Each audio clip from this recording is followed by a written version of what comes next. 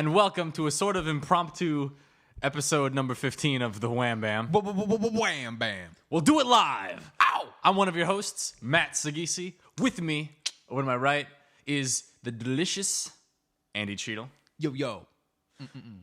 And in case you didn't know, we are a comedy variety podcast, comedy I'll put in quotes, where you can listen and do all types of things with us. That doesn't make any sense.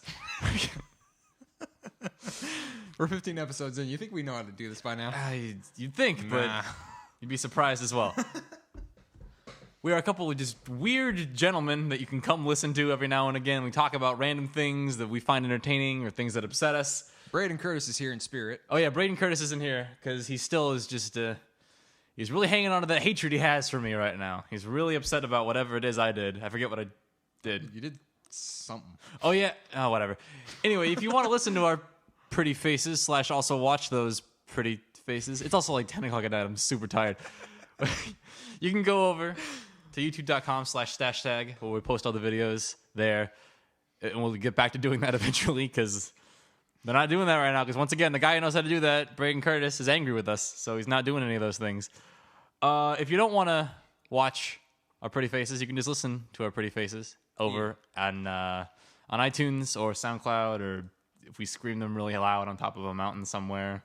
Yeah, we just gotta get one of those like I don't huge. What are those huge horns that like in like that yodelers use? yeah? What do they say? Yodeleu? No. What do yodelers say? I don't know. I thought it like no Ricola. Oh, that's what I was thinking. Oh, that's the Ricola Mint slogan, you dumb man. Yeah, well, everybody knows that, and if we yell those off of mountains, they will hear us. Mm-hmm. Well, we'll be the Pied Pipers of people with low standards on comedy. Yes.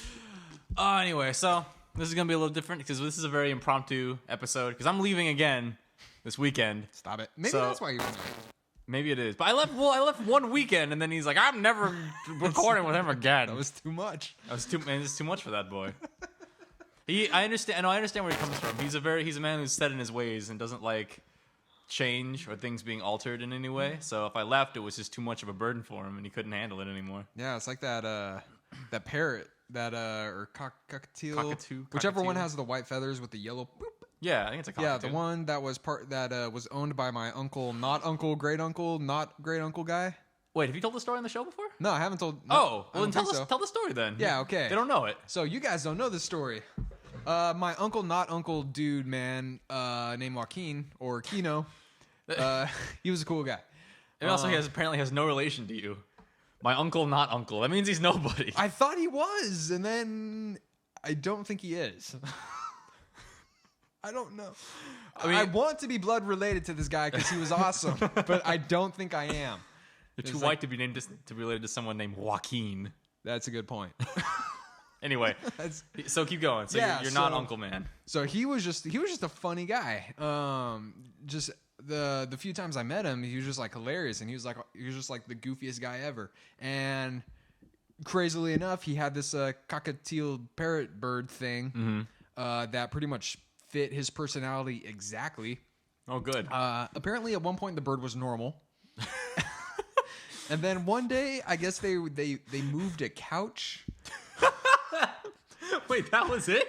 I think that's what did it. I thought it moved to owners. No, it was living in the house. Everything was hunky dory, and then they moved the couch like a couple feet. And the bird was like, I can't deal. So it ripped off all its feathers from the neck down.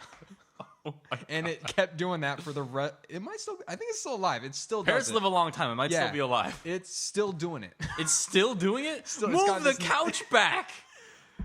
Your not uncle is terrible.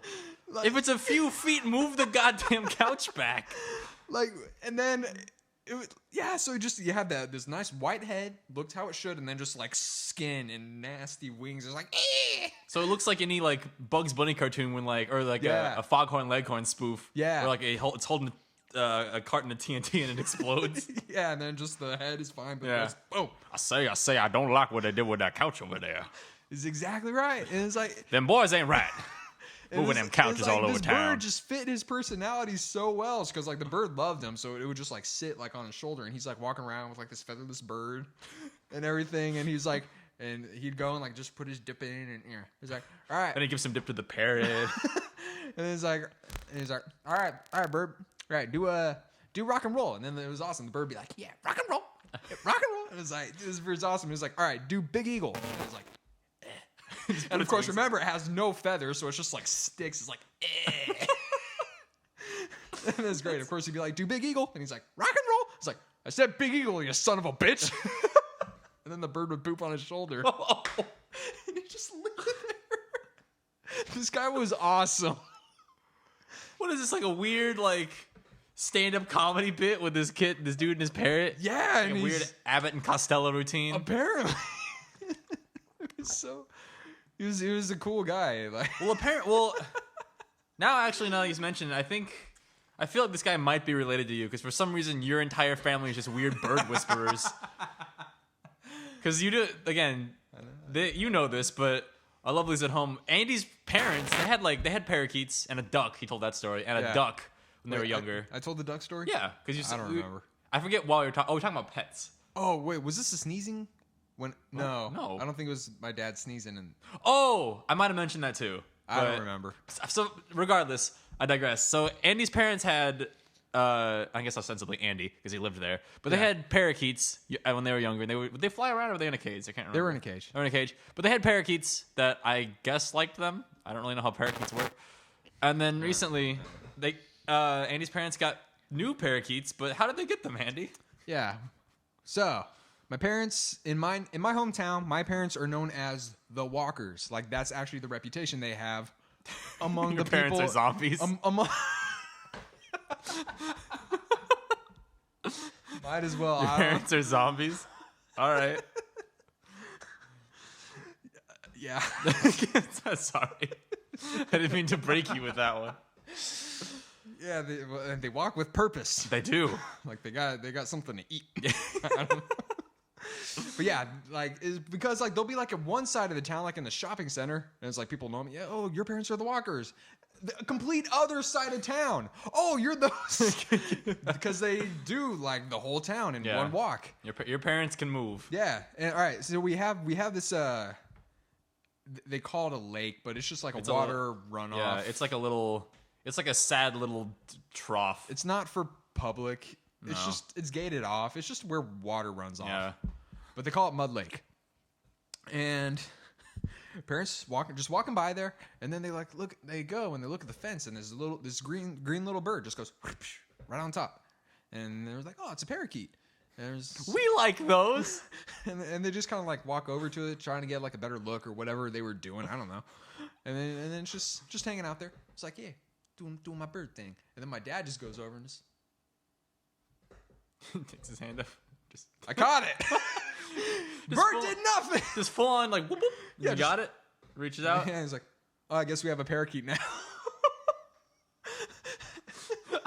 I would love it if that parakeet acted the same way the fish from Finding Nemo did, with like, I gotta get out of here.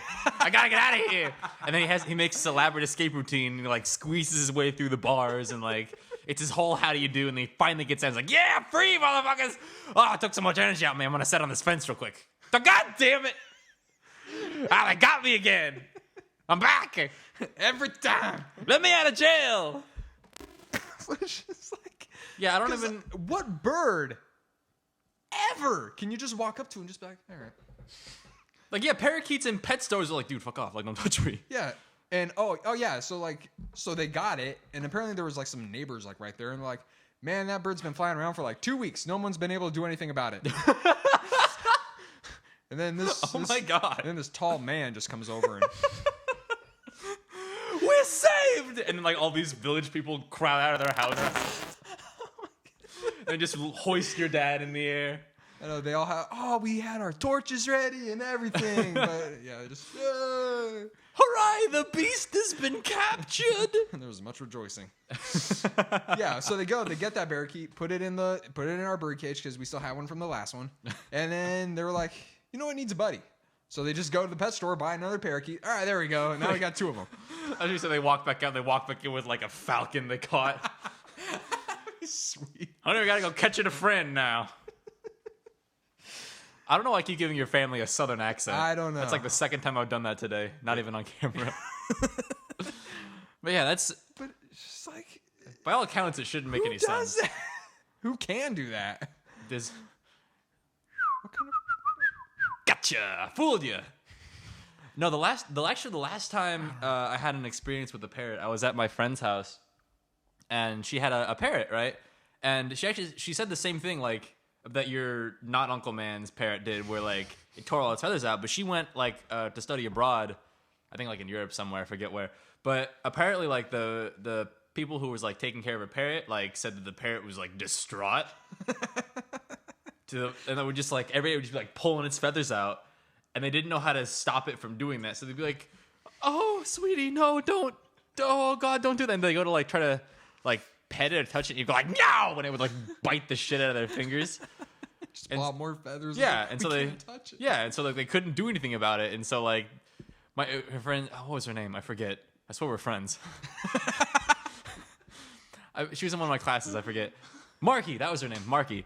Yeah, like, she said she came back from, like, studying abroad for, like, I think it was a couple of months or a month or something like that. And she came back to a completely naked bird. Nice. And she's like, what happened? And they're like, I swear we couldn't stop it. It was wild. It was a wild parrot. It tore all its feathers out. We have them right here. We made a dust up. And so when I saw it, like, all of its feathers grew back, so it was better now that she was back. But, like... It was all better. It got over the sickness. Yeah, it was fine. They sent it to rehab. They had meetings. Little parrot rehab. They said they had all the parrots sitting on bars in a circle. They got through it. Yeah. And one guy would walk in and just say, like, I will no longer pull my feathers out. I will no longer pull my feathers out. It would just go in a circle around these birds. But no, so it was fine. And I came in and it looked exactly like the bird from the movie Polly. I don't know if you ever saw that movie. Yeah, that was a sad movie. I don't remember anything about it, but... I remember, like, the kid falling off the roof, and then they were clipping Polly's wings, and it was just like... Oh, yeah! And I was like That a was kid. sad. I was like... It was sad. Dude, Could he fly? I can't remember. I think the whole... Was that the crux of the movie, is that he couldn't fly? Yeah, so they were like, fly, and he'd, like, crawl around, and we were like, yeah, I'm not flying, and I think he flew. Yeah, okay, I remember now. But anyway, the parrot looked like that bird. And I was at her house, and I was like, because I'm basically a big 5-year-old, and I saw something new, and I'm like, oh, I gotta touch it! And so I run over, and I'm like, I go to pet this bird, and, like, this bird is giving me all the signals of, please don't touch me. Like, you touch me, it's not gonna end well with you, right? It's, like, kind of, like, scooting away, but then it gets to, like, the corner of its table, and I'm like, oh, come here. I'm, like, still reaching for it, and I can tell, like, it's opening its beak, and it's about to, like, fuck me up, right? And then Marky goes, oh, you probably don't want to do that. I'm like, oh, why not? That bird doesn't like anybody but me. And I'm like, well, that's a little presumptuous. You don't know that. I mean, if you ask the bird, you don't know. But anyway, so, like, I'm like, oh, okay, I'm not going to touch it. So I just kind of stood next to it and just admired this bird. And then I, like, I started talking to another friend of mine, and I feel this, like, little tug, like, in my sleeve, right? And I'm like, oh, I look back, and this bird is, like, it's hanging off the side of his cage, because it wasn't in the cage, it was, like, just on top of it, right? Okay. So it was out of the cage. Okay. It was, like, hanging on its, like, perfectly, like, horizontal to the floor, and, like, craning its neck just to, like, bite at my arm. I'm like, oh, jeez, all right. And so, like, I stepped away, and it, like, almost fell and, like, floated back up to the top, whatever, and just gave me the stare, like, yeah, don't you dare ever touch me again. And I look at, like, I could just see it be like, feathers off. Do this. I'm crazy. But no, like, I looked at my shirt, and it's, like, one of my favorite shirts, too. I was really sad. I had, like, 4 or 5, like, holes in my shirt. Like, legit holes. Nice. I forget that, like, birds' beaks are meant to open, like, nuts and, like, exotic shelled food. Yeah. So, like, I forget how sharp they are. And I'm like, oh, my God, that's crazy. And then Marky sees that, and she goes, oh, I'm so sorry. And I'm like, oh, it's fine. Like, they're not big. And then she goes, yeah, see, he doesn't like you. He went out of his way to ruin your shirt. He wanted to hurt you. That's how that goes.